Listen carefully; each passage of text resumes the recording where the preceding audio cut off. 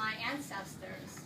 When I was 16, I was blessed with the opportunity to travel to China for the whole summer. I was just old enough to travel on that plane alone. I didn't need to bring my parents with me, and I was so excited. For the first time in my life, I was away from my parents, and I can finally see the world for myself. This experience in China was the happiest experience I ever had in my life so far.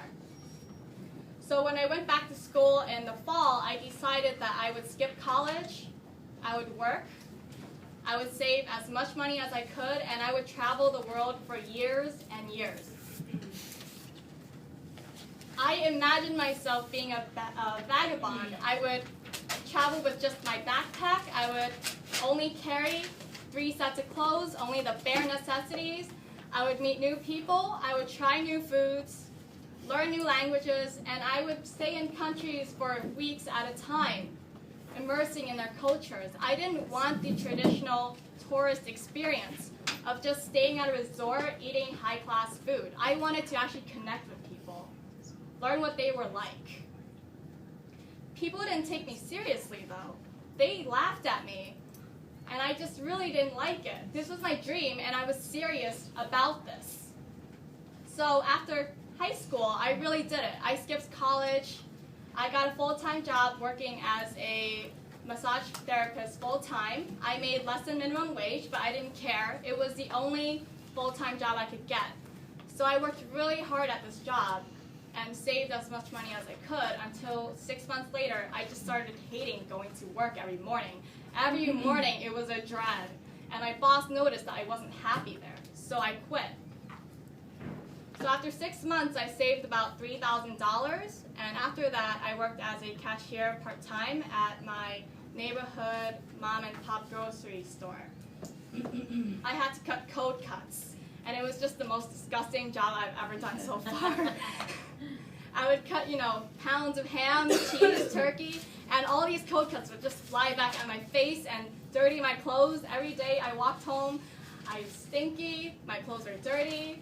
And after 5 months, again, I hated my job. So I quit again, and from this job, I saved around $4,000. So I had around $7,000, but I had a goal of saving more than $10,000 because I really don't know how much I need to travel. I didn't have a job lined up after this one, so I was extremely scared. But somehow, with God's grace, I landed a job working as a full-time bookkeeper for a hardware company that I still work for. I'm so grateful I had this opportunity, but sometime after that, I just lost my passion to travel. I lost my focus.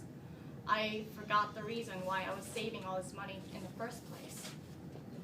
Until I had a conversation with someone I knew from high school. He asked, "Whatever happened to your dream of traveling the world?" It was all you could talk about.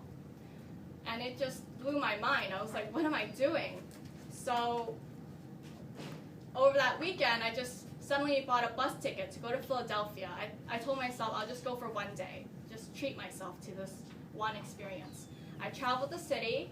I took a Segway tour, and Segway is just the most amazing personal transporter in the world. It's expensive, but it was on my bucket list, so cross one thing off my bucket list. I had a Philly cheesesteak, and after that, I've never had a Philly cheesesteak that tasted just as juicy, tender, and delicious as that one.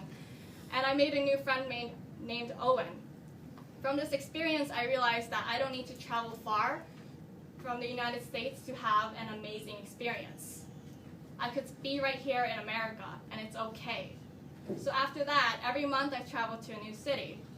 I traveled to Columbus, Ohio. Over there, I watched a pole dance competition because my hobby is pole dancing. And I also stayed overnight with a complete stranger.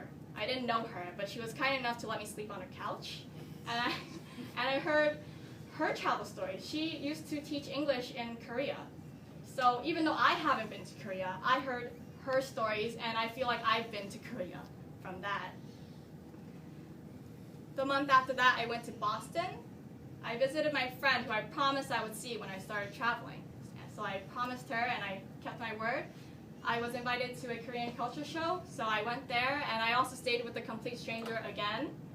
It was also the strangest experience I've ever had. Her apartment was just stenched with weed. She was an addict, but it's okay.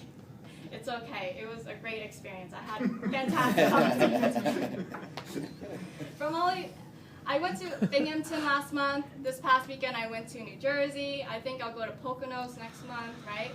Who knows, but it's okay. I just go whenever I want to. From all these experiences, I've realized I don't need to spend a lot of money to travel to connect with other people. This is what makes traveling priceless. It's the connections I made with all these people that made it the best experiences of my life. It's not the fact that I learned their history. And today, people often ask me, Annie, do you regret not going to college these past 2 years, just working?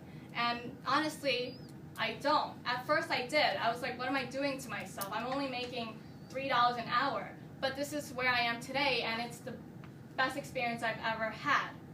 I was tenacious, and I did the road less traveled, and I'm so happy for it.